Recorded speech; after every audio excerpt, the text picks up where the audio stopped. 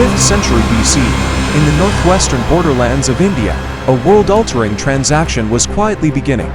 Along the ancient Silk Road, Indian spices, silk, and gems flowed steadily to every corner of the ancient world. On this land, civilization had long taken root, with ideas, arts, and religions weaving into a resplendent tapestry. Yet, it was precisely because of these invaluable resources that India became one of the world's earliest colonial targets. Throughout the millennia, the rise and fall of empires, the interplay of golden and bloody trades, and the unique influence of this ancient land on the global economy, culture, and politics have all been part of its history. From the Indus Valley Civilization, through the splendor of the Mughal Empire, to the post-independence conflicts and takeoff, this history is not just India's story, but also a part of world history. It has shaped today's India and influenced the global economy and international politics of our time. In the following chapters, we will lift the veil on India's millennia-long history, navigate the fluctuations from glory to decline, and explore how this land moved from the golden route to modernization, becoming a key engine of the global economy and culture. Let's begin here and step into this legendary story that spans thousands of years.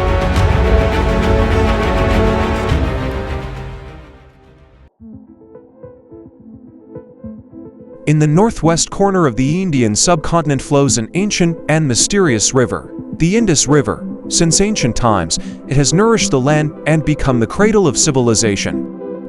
Around 2500 BC, the Indus Valley gave birth to a brilliant civilization, the Harappan civilization, a name remembered by people worldwide. The story of the Harappan civilization began on the fertile land of the Indus Valley. Blessed with irrigation from the Indus River, the land was fertile and the climate mild. Early farming settlements gradually evolved into an urbanized society here. Unlike other civilizations, it didn't emerge from a particular empire or dynasty, but developed in parallel in multiple cities along the Indus River. The most famous were Harappa and Mohenjo-Daro. Their emergence reflected not only agricultural advancement, but also a breakthrough in social structure and organization. The urban planning of Harappa and Mohenjo-Daro amazed later historians and archaeologists.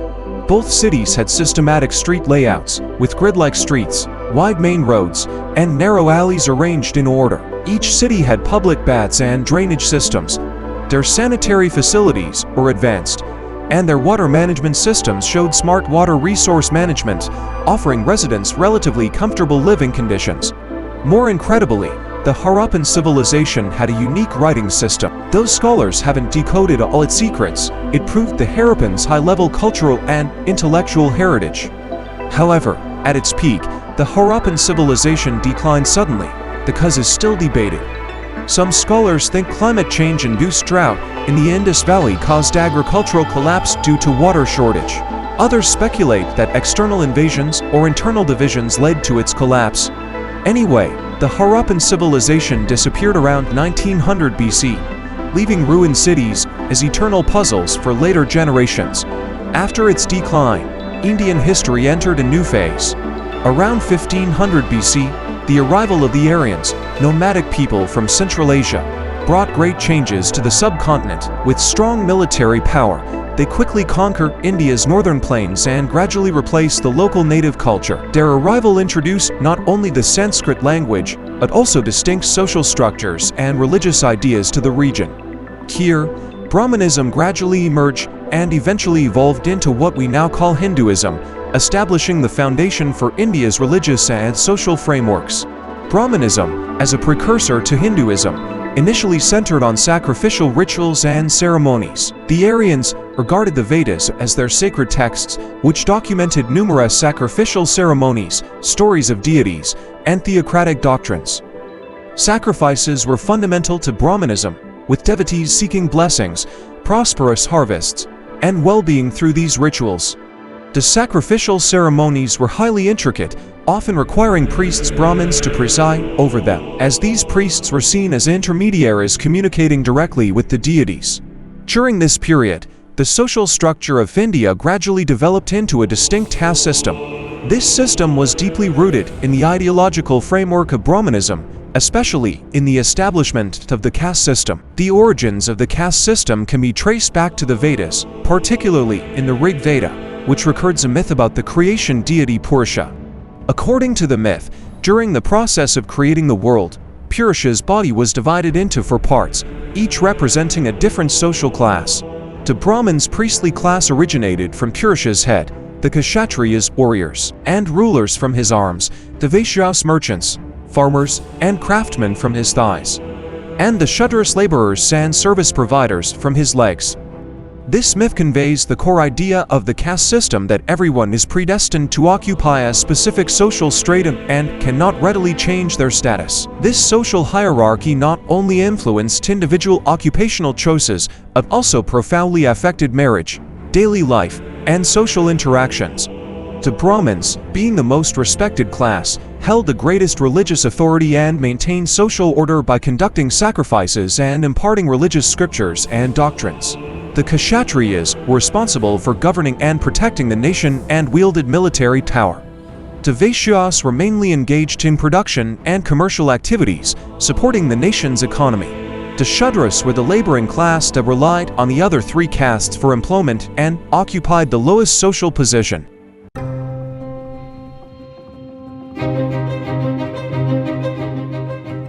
The caste system has deeply influenced Indian society, shaping individuals' destinies and making social order seem unchangeable.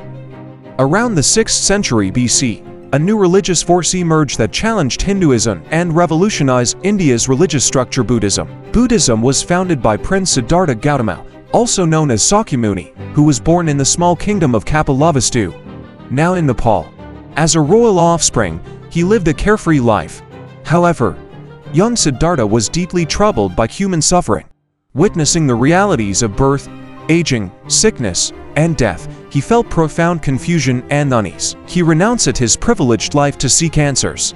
Siddhartha embarked on 6 years of asceticism, learning from various teachers and practicing meditation. Yet, he still couldn't find true liberation. Finally, during deep meditation under a Bodhi tree, he achieved enlightenment and became the Buddha, the awakened one. He realized that human desire, rooted in ignorance and attachment, is the source of suffering. By eliminating desire and attachment, everyone can reach nirvana, a state beyond suffering and desire. The Buddha's enlightenment was not only a personal spiritual breakthrough but also introduced revolutionary philosophy. He established Buddhism, with the 4 Noble Truths and the Eightfold Path as its core teachings. These teachings quickly gained many followers. At that time, Indian society was bound by the caste system, limiting opportunities for liberation to commoners and lower castes. However, Buddhism, advocating equality and offering liberation to all regardless of caste, had a profound impact, especially on the oppressed lower castes. It provided a new path to spiritual freedom, allowing people to seek inner awakening and peace through personal effort, independent of traditional religious rituals and caste hierarchies. As Buddhism spread, it attracted numerous followers, and Buddha's teachings extended from India to neighboring regions and as far as Central Asia and Southeast Asia. Buddhist philosophy and practices contrasted sharply with Hinduism's rituals and social hierarchies, challenging the existing religious framework and introducing new thought patterns to Indian society. However, Buddhism's rise did not immediately displace traditional religious orders. Instead, Buddhism and Hinduism intertwined and influenced each other over time, becoming two vital components of India's religious landscape. While Buddhism emphasized self-cultivation and enlightenment for liberation, Hinduism remained focused on rituals and deity worship, stressing connecting with gods to gain wisdom and power beyond life and death. Despite their ideological differences, they permeated each other on the social level, advancing India's religious and cultural diversity. At the same time as Buddhism's emergence, another significant religious force, Jainism, took root and spread rapidly in India. Unlike Buddhism's focus on self-cultivation and enlightenment, Jainism advocated more extreme ascetic practices, centered on nonviolence and rigorous self-denial. This philosophy not only transformed India's religious landscape, but also left a deep imprint on its culture. Jainism was founded by Mahavira, the last Tirthankara spiritual teacher of the faith. Born around 599 BC in Bihar to a noble family, Mahavira lived a life of early privilege. Yet, like the Buddha, he was deeply troubled by worldly suffering and renounced his family's wealth and status to seek truth. Mahavir led an extremely austere spiritual life, gaining enlightenment after long meditation and severe asceticism under a Bodhi tree. Unlike Buddhism, Jainism stresses absolute non-violence, respecting all life forms, including insects and plants. This is a key Jain principle with lasting impact. In Mahavir's teachings, asceticism is a path to spiritual liberation. He believed extreme self-denial and shunning worldly pleasures purified the soul. His philosophy demanded followers exercise utmost self-restraint in daily life to avoid harming or polluting their souls. For instance, they used brooms to clear their path while walking to prevent accidentally harming insects. Mahavir's ideas, especially on non-violence and asceticism, deeply influenced India's moral framework, offering a new ethical model despite the rigor of asceticism. Over time, Jainism spread, especially among merchants, gaining followers with its ideals of honesty, detachment, and non-violence. Though not as widespread as Buddhism in India, Jainism has significantly shaped India's social structure and cultural development.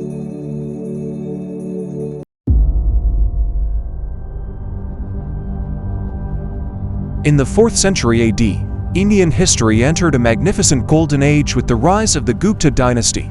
This era saw remarkable political and economic stability, and witnessed a great boom in culture, science, and the arts.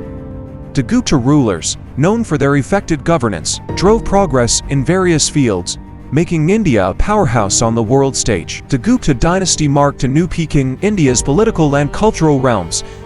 The prosperity of the Kushan dynasty paved the way for the Guptas. The dynasty's first key figure, Emperor Chandragupta I, with his outstanding leadership and military skill, stabilized and expanded the empire, sparking a golden age of political and economic prosperity. The Guptas strengthened centralization and introduced lenient tax policies, which in turn boosted agriculture, commerce, and craftsmanship. Social order and a rich cultural atmosphere flourished.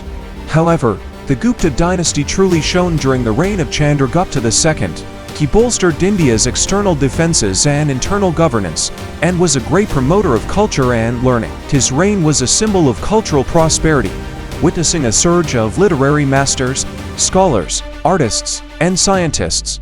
Most importantly, the Gupta period made monumental contributions to mathematics and astronomy. The renowned mathematician and astronomer Aryabhata emerged during this time. His achievements stand as a hallmark of the entire Golden Age's cultural advancement. In the 5th century AD, the young Aryabhata began studying celestial movements. His work, the Aryabhasya, became a cornerstone of ancient Indian astronomy.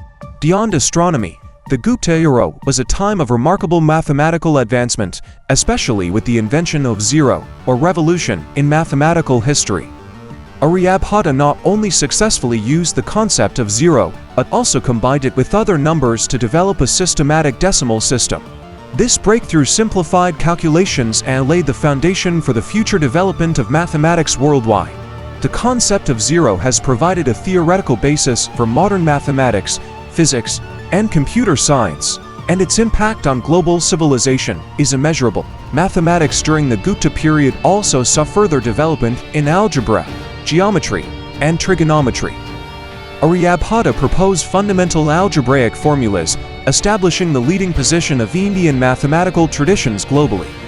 It can be said that the Gupta dynasty provided a continuous impetus for the progress of mathematics worldwide. As time went on, India's cultural interactions with the outside world deepened, particularly through the influences of Persia and Greece. With the turn of history's wheel, a new chapter began. India, this ancient land of civilization, after thousands of years of internal and external evolution, started to engage in extensive contact and integration with Western forces. In the 6th century BC, the Persian Empire under Cyrus the Great expanded into the northwest of the Indian subcontinent. This expansion led to close interactions between Persia and India in military, economic, cultural, and religious spheres. Persian influence brought new elements to India, including administrative systems, art forms, and religious ideas, particularly in the Indus Valley region, driving social changes. But Persian influence was just the beginning of India's external contacts.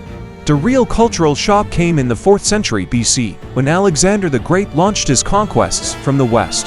His invasion was a major military and cultural collision between East and West, deeply affecting the Indian subcontinent.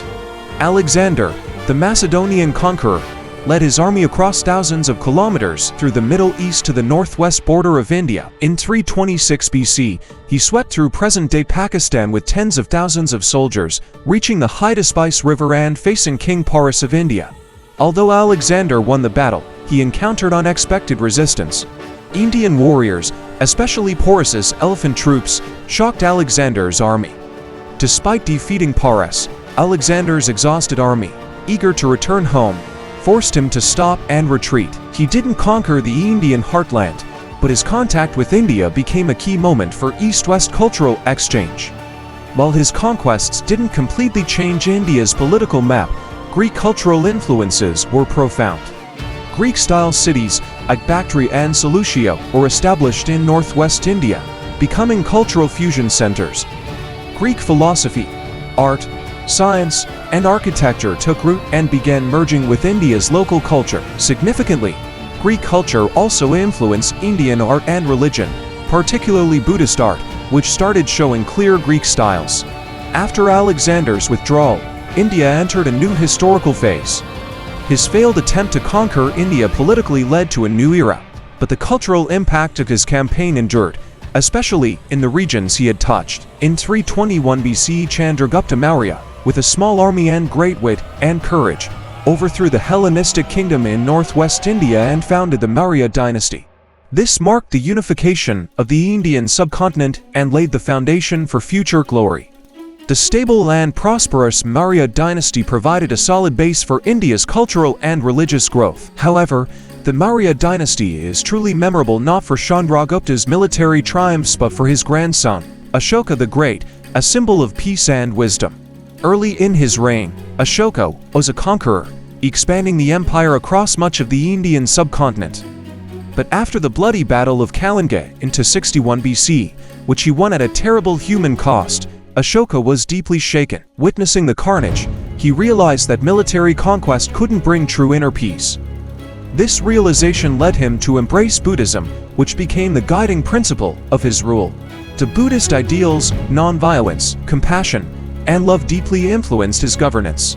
Ashoka actively promoted Buddhism, building stupas and monasteries, translating Buddhist texts into local languages, and supporting a community of monks. His efforts made Buddhism a major Indian religion and spread its influence to Sri Lanka and Southeast Asia. Ashoka even sent Buddhist missionaries abroad, turning Buddhism into a bridge for international cultural exchange. Over time, the political landscape of the Indian subcontinent underwent constant changes and dynastic shifts. Throughout these changes, India's military strategy and foreign expansion gradually became one of the key factors in shaping its history. Particularly during the Maurya dynasty, India's military strength was not only the cornerstone of national stability, but also the primary means of interaction with neighboring countries. In the early days of the Maurya dynasty, Chandragupta Maurya and his successors faced threats from external enemies. To defend their territory, they established a strong standing army. The efficient military organization enabled them to swiftly respond to various invasions and challenges from the north, southeast, and west. Chandragupta, through meticulous strategic planning, repelled Greek invasions from the northwest and secured the frontiers by marriage alliances and diplomatic initiatives. However, with the advent of Emperor Ashoka's reign, the focus of military strategy underwent a transformation. After witnessing the horrors of the Battle of Kalinga, Ashoka embraced a governance policy of non-violence and peace. Although he ceased external conquests, he maintained a strong military for defense. This shift reflected Ashoka's tolerance and wisdom and marked a fundamental turning point in India's military strategy from one of conquest and expansion to one of defense and peace. Despite his advocacy for peace, the Maurya dynasty's military strength continued to influence the surrounding regions. Ashoka's diplomatic strategies increasingly focused on expanding influence through cultural dissemination. He dispatched several Buddhist monk missions to Sri Lanka, Southeast Asia, and other areas to spread Buddhist thoughts and culture. This peaceful approach to expansion gradually became symbolic of Indian diplomacy. During the Maurya times, India's diplomacy was more about culture and ideas, not just war. This helped the Mauryas become a key player in South Asia. Even after the Mauryas faded following Ashoka's death, new dynasties brought fresh military strategies. The Gupta rise marked another glorious chapter. The Guptas cleverly combined military might with stable politics, unifying much of the subcontinent. They used their strong military for diplomacy, especially with Central Asian kingdoms. The Guptas didn't go for large-scale conquests, but stayed active on the global stage through smart strategies. Their military success came from ensuring national stability and development through external interactions. Throughout India's history, despite many cultural and religious changes, the caste system has always been a major part of the social structure. From ancient Indus Valley Civ times, the caste system has deeply shaped Indian life and society. Despite modernization and legal reforms, it still influences many aspects of Indian society today, becoming a unique cultural part. Its origin traces back to around 1500 BCE when Aryan invaders brought the concept. Initially based on occupations, it evolved into a complex social hierarchy. Ancient Indian caste had a strong religious background. Vedic teachings said birth and fate were God-given, making people believe caste ranks were unchangeable. The system was also a strict social class structure, with each caste having fixed roles and responsibilities, affecting daily life. Brahmins, the top caste, held immense religious power as priests and scholars. They performed rituals and passed on knowledge. Their influence lasted for millennia. Kshatriyas were warriors and rulers. They managed the country and protected people. They had high social standing but no religious authority like Brahmins. Vaishyas were farmers, herdsmen, and traders. They were the economic backbone, especially in cities. Shudras, the lowest caste, did labor-intensive jobs like cleaning and construction. They had little social power. The caste system gradually became very complex. Over time, thousands of subcastes emerged, based not only on jobs, but also on regions and ethnicities. Since India's 1947 independence, its constitution has banned the caste system, mandating legal equality and prohibiting caste-based discrimination. Yet, caste still looms over India's social structure, especially in rural areas where discrimination against Dalits remains. In the 12th century, Islam emerged as a new force in India. In 1192, Muhammad Ghori invaded the Indian subcontinent, marking Islam's entry. His impact extended beyond military success. He shaped India's history, establishing a Muslim-ruled realm in northern India, centered in Delhi, the first Muslim-ruled city there. This heralded a new political era. Ghori's invasion sparked significant cultural change. Hindu traditions were deeply influenced by Islamic culture under Muslim rulers who held political and military power. They spread Islam and reshaped society. Post-Ghori, Delhi became the heart of Islamic rule. His successors solidified power, leading to the Delhi Sultanate in 1206, which lasted until the Mughal Empire rose in 1526. The Delhi Sultanate had a far-reaching impact on India's society, culture, and religion. Islam began to take root in India, especially in the north, with many Indians converting to Islam through conquest and rule. Muslim culture, architecture, and scholarly ideas gradually permeated Indian society and interacted with Hindu culture. Politically, the Delhi Sultanate introduced Islam's centralization model. Muslim rulers carried out administrative, tax, and judicial reforms, steering India towards centralization. During the Sultanate period, India's contact with the Mongol Empire led to cultural integration. Though not altering India's political map, Mongol expansion introduced new cultural elements to India. Under the Mughal Empire, Indian agriculture underwent tremendous changes. New irrigation techniques supplemented traditional farming. As the Mughal Empire stabilized politically, its emperors recognized agriculture as the economy's foundation. The empire's prosperity was seen not only in agricultural and economic growth, but also in the rapid development of crafts and trade. India became one of the world's most vital trade centers, especially in spice and silk trade. With political stability and economic growth, Indian goods entered mainstream global trade. Spice and silk exports were particularly important. Indian spices reached the Arab world, the Persian Gulf, and even Europe via the Silk Road in northwest India and maritime trade routes in the south. Indian traders and shipping groups played a key role in this trade. Coastal cities like Mumbai, Madurai, and Kochi became trade hubs. Through these ports, spices were transported to the Red Sea and Persian Gulf, then distributed by Arab traders to North Africa, Europe, and China. During this time, India's silk industry hit its peak. The silk craftsmen from the Deccan Plateau and the Ganges River Basin were particularly famous. Their gorgeous silk products were loved in the domestic market and became top-notch export goods. Indian silk, known for its bright colors, beautiful patterns, and soft feel, was highly sought after in the Middle East and Europe. Along with other goods like jewelry and dyed textiles, Indian silk drove India's international trade, but this golden age didn't last. At the end of the 16th century, European maritime powers began to expand globally, and India became a focal point for their competition. Portugal and Britain arrived one after another, aiming to control India's trade routes with their naval and military power. Portugal was the first to reach India's east coast. Their arrival caused a huge impact. In the early 16th century, Portuguese navigator Vasco da Gama found a sea route to India. The Portuguese quickly seized key port cities like Goa and Kochi and began to dominate the spice and other trades. With their naval technology, they built strong trading bases along India's west coast and expanded inland to set up more commercial posts and forts. However, Portugal's glory didn't last long. In 1600, when the British East India Company was formed, the situation started to change. With a powerful navy and advanced business models, the British soon built their own trading network in India. Unlike the Portuguese, the British company focused more on cooperating with local Indian kingdoms.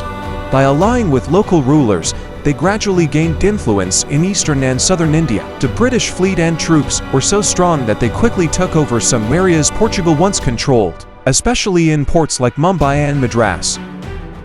Goa, once controlled by Portugal, became a flashpoint for Anglo-Portuguese conflict.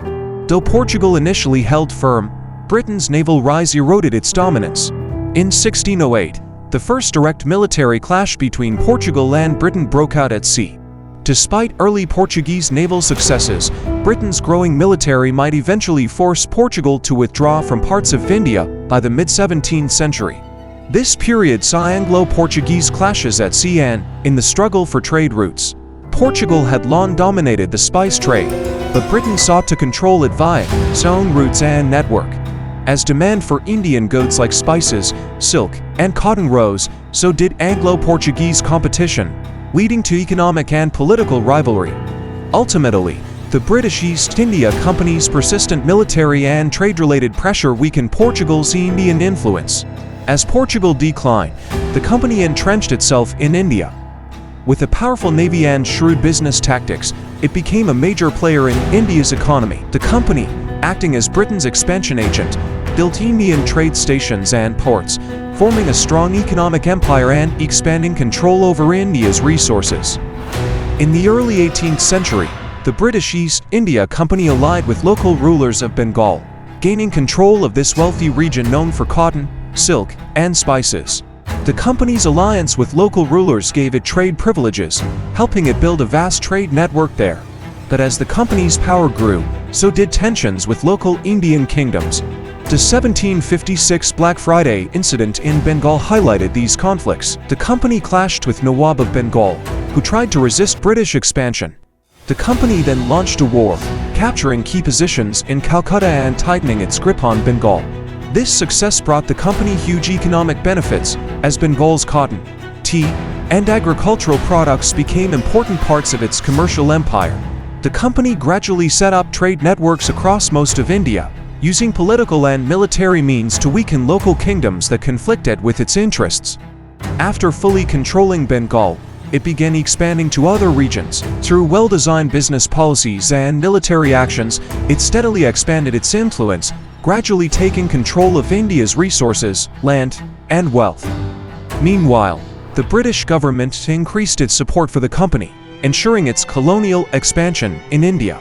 During this process, the company relied not only on commercial interests, but also began implementing colonial policies to strengthen its rule. By controlling taxation, restricting trade, and imposing Western economic systems, the company integrated India's economy into Britain's global trade network, deepening India's economic dependence on Europe.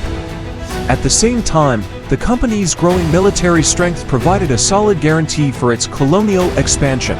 In 1857, social tensions and nationalist sentiments in India culminated in the Indian Rebellion of 1857, or Sepoy Mutiny, a massive uprising against the British East India Company's oppressive rule. The roots of the revolt lay in British political, economic, cultural, and religious exploitation. The British East India Company's economic control deprived Indians of their land and resources, while its cultural and religious policies, particularly the disdain for Hinduism and Islam, caused deep resentment. The final straw was when the company introduced new rifle cartridges greased with cow and pig fat, which insulted many Indian soldiers and sparked widespread outrage.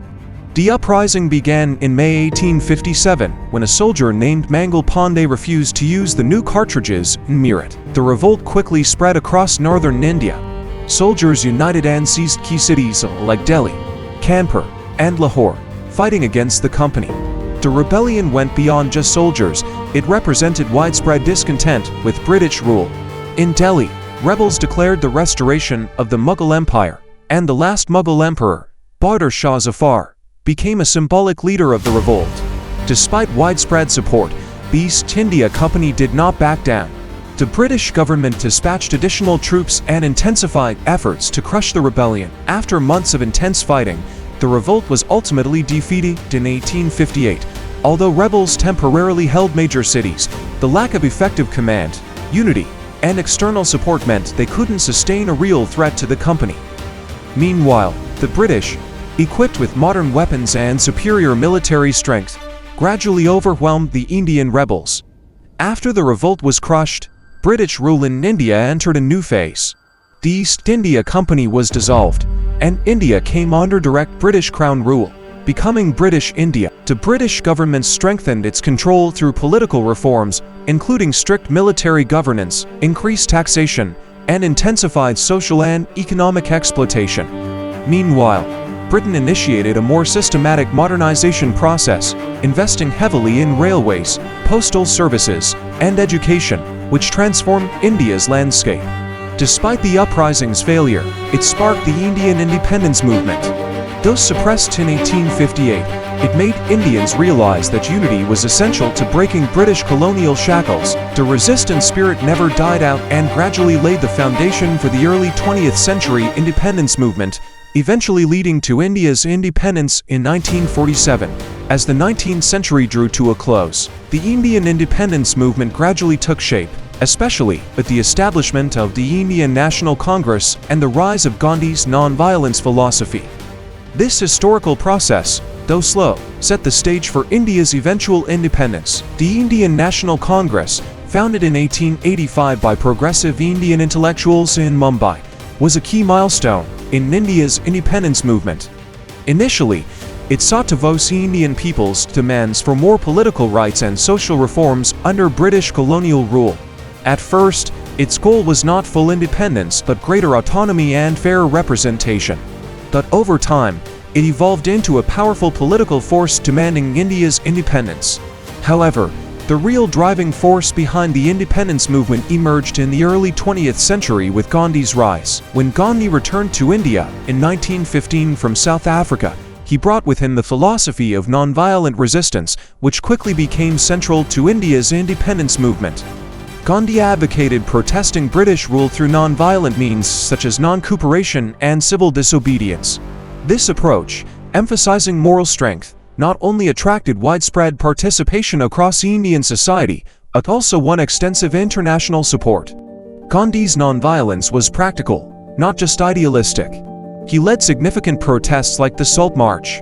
In this campaign, Gandhi urged Indians to resist the British salt tax. He led thousands of followers on a 240-mile march to the sea to make salt, violating the salt laws. This act became a symbol of the independence movement, showing Indians that nonviolent resistance could effectively challenge British authority. Moreover, Gandhi's non-violent protests broke down traditional social barriers, particularly the caste system. He promoted the Harijan movement to end discrimination against untouchables and bring them into society. Thus, Gandhi pushed for India's political independence and social transformation. Under Gandhi's leadership, the Indian National Congress grew more united, gaining increasing public support. Gandhi and the Congress successfully placed India's independence on the British government's agenda. Meanwhile, various Indian social groups, from peasants to urban workers, businessmen to intellectuals, joined this non-violent movement, showing unprecedented unity. Though Gandhi's non-violent movement achieved significant political and social progress, the British government remained resistant to change. However, this period marked the ignition of India's independence movement, with Gandhi becoming a symbol of Indian freedom. Despite the long road ahead, Gandhi and the Indian National Congress secured international support and gradually built up the momentum for resistance, paving the way for India's independence in 1947. The outbreak of World War II provided a unique opportunity for India's independence movement. As the war progressed, Britain's global dominance was shaken, and its colonial power was weakened by the strains of war and internal and external pressures. The war's outcome left Britain in economic difficulty and less capable of managing its global colonies, creating an unprecedented opportunity for India's independence movement. During the war, Britain had to allocate substantial resources and troops overseas, leading to a relaxation of control over its colonies, particularly in India.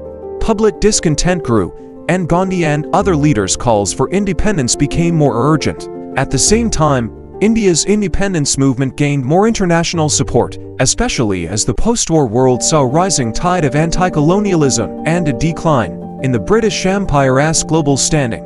As Britain's post-war economy collapsed and its public grew increasingly disillusioned with the war's consequences, colonial pressures mounted further. The Indian National Congress, led by Gandhi, continued to push for non-violent non-cooperation. Faced with mounting pressures both domestically and internationally, the British government had no choice but to consider granting India independence.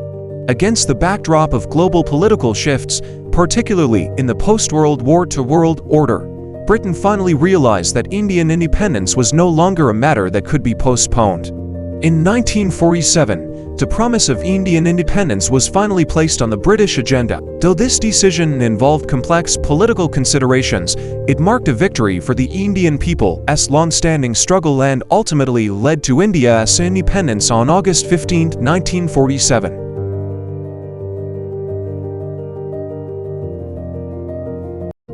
In 1947, India finally threw off British colonial rule and achieved long-awaited independence. But this came at a huge cost, marked by a radical political reshaping, most notably the India-Pakistan partition. The once unified Indian subcontinent became two separate nations, India and Pakistan. The partition's root cause lay in religious and ethnic conflicts, especially between Hindus and Muslims. Despite the Muslim League's role in the independence struggle, leaders like Muhammad Ali Jinnah later championed and the two-nation theory, arguing that Muslims and Hindus were fundamentally different and that Muslims needed their own state. This idea gained wide Muslim support and became the core rationale for Pakistan. Though Britain approved the independence of both India and Pakistan, the partition sparked violent conflicts. People had to migrate, two countries matching their faith. This was extremely painful, with thousands dying during migration and violence spreading across the subcontinent. The partition severely damaged India-Pakistan relations. Despite government efforts to negotiate peace, deep-seated hatred and differences persisted. The partition caused not only religious and cultural conflicts, but also major political and social changes, with both sides experiencing rising nationalism that deeply influenced the region's future. The Sikhs, living in Punjab, were particularly affected. They had to migrate and face brutal violence. The Sikhs had complex feelings about these changes, as they dealt with hostile religious forces and identity crises from the political split. Despite the immense pain and suffering, India successfully gained independence in 1947 and began anew. Though the partition left deep scars, India gradually found its own development path. Pakistan also started a new chapter. The partition of India and Pakistan had profound and far-reaching consequences. dramatically altering the geopolitical landscape of the Indian subcontinent and leaving a lasting legacy of conflict, particularly over Kashmir, which remains a flashpoint to this day. In the early days following India's independence, Jawaharlal Nehru became the first Prime Minister of the new republic. He promptly began to chart India as future course and was acutely aware of the need for modernization and industrialization to overcome the effects of colonial rule. Nehru believed that a state-controlled planned economy was essential for India to achieve self-sufficiency, rapid development, and to break free from poverty and foreign dependence. Consequently, he adopted a socialist approach and initiated economic planning and reforms. Nehru's vision of a planned economy was implemented through a series of 5-year plans, which established the foundation for India's economy over the subsequent decades. The first 5-year plan 1951 to 1956 emphasized agricultural development with the primary goal of increasing food production to keep pace with population growth. Nehru recognized that agriculture was the backbone of India's economy and the livelihood of the majority of its people. Therefore, he placed special emphasis on modernizing agriculture, promoting the construction of irrigation facilities and agricultural water conservancy projects to ensure a stable food supply. However, Nehru's main focus was on transforming the national economy through the development of heavy industry. He firmly believed that a robust industrial base was crucial for India's future autonomous development and its standing on the global stage. As a result, the second 5-year plan 1956 to 1961 prioritized the development of heavy industry and infrastructure, including key sectors such as steel, electricity, and coal. To this end, the Indian government established numerous state-owned enterprises, which became the pillars of the national economy. Nehru's reform initiatives were not without controversy. The centralized planned economy often led to excessive bureaucratization, while government intervention in the economy spurred growth in certain sectors in the short term. It also resulted in inefficiency and irrational resource allocation. Additionally, the overemphasis on heavy industry caused the development of agriculture and light industry to lag behind. Many farmers and small-scale industrial and commercial operators did not benefit from these large-scale reforms, and poverty remained a persistent issue. Nevertheless, Nehru's socialist path played an undeniably significant role in India's development. Through a centrally planned economy, India successfully established a relatively comprehensive industrial system, becoming one of the few developing countries in the world with independent industrialization capabilities. Industries such as steel, fertilizers, and machinery manufacturing became the cornerstone of India's economic development. In addition, Nehru also promoted reforms in the fields of education and technology, established a number of institutions of higher learning and research institutes, trained a large number of technical personnel, and further supported the country's modernization. However, this path also brought long-term negative effects to India. With the rapid economic development, India gradually fell into a pattern of excessive government intervention and administrative dominance, giving rise to a permaculture. In this culture, the development of enterprises and factories became highly dependent on government-approved licenses, which not only stifled market vitality, but also restricted innovation and competition in the private sector. Nehru was not only one of the founders of the non-aligned movement, but also its most staunch supporter. He believed that during the Cold War, India should rise above the conflicts between the Eastern and Western blocs, advocate for peace and development, and promote cooperation among global South nations. Under Nehru's leadership, India adopted an independent and autonomous foreign policy, emphasizing no alignment, no confrontation, and non-interference. This stance made India stand out on the global political stage. India believed that choosing sides might compromise its independence. Only by maintaining a neutral position could it best safeguard its national interests. The non-aligned movement was a strong response to Cold War bipolarity. In 1955, Nehru, with Tito of Yugoslavia, Nasser of Egypt, and other leaders, launched the Bandung Conference, marking the movement's birth. Its goal: to unite through cooperation for independence and peace without relying on any superpower. Nehru championed this movement, believing it could boost India's global voice and strengthen unity among developing nations. In practice, India's non-aligned policy didn't mean isolation. Instead, it sought to balance diplomacy to avoid conflicts with any side. Nehru's interactions with Cold War powers were complex.